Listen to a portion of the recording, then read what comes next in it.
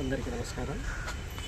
ఈరోజు అశోక్ వేముల గారి పుట్టినరోజు సందర్భంగా బీద కార్మికులను చిరు సత్కారంతో వారికి ఒక గౌరవాన్ని ఇచ్చి ఈ సమాజంలో వారికి ఒక గుర్తింపు తేవాలని ముందుకు వచ్చిన శ్రీ అశోక్ గారికి ధన్యవాదాలు తెలుపుకుంటూ వారికి జన్మదిన శుభాకాంక్షలు తెలియజేస్తాను. అయితే తను రొటీన్గా ఏదో కేక్ తెచ్చి వాళ్ళే సెలబ్రేట్ చేసుకునే సంప్రదాయానికి స్వస్తి పలికి నా పుట్టినరోజు నా జన్మకు ఒక అర్థం ఉండాలి, ఒక పరమార్థం ఉండాలి అని చెప్పి తన ప్రతి పుట్టినరోజుకు ఒక 2-3 వేలు 5-6 వేల దాకా ఖర్చు పెట్టి బీదలను ఆదుకోవడం జరుగుతుంది. నేను గత 10 సంవత్సరాలుగా గమనిస్తున్నా.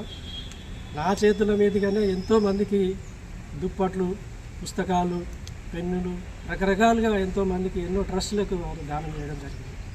ఈరోజు మన కళ్ళ ముందున్న మన అమ్మల నాన్నలకు నమస్కారం తెలుపుకుంటూ వారిని కూడా సత్కరించుకోవాలి, వారికి కూడా జీవితంలో ఒక గుర్తింపు ఇవ్వాలని చెప్పి, వారికి ఒక గౌరవాన్ని ఇవ్వాలని చెప్పి ఈరోజు ముందుకు వచ్చినందుకు వారికి ధన్యవాదాలు తెలుపుకుంటూ.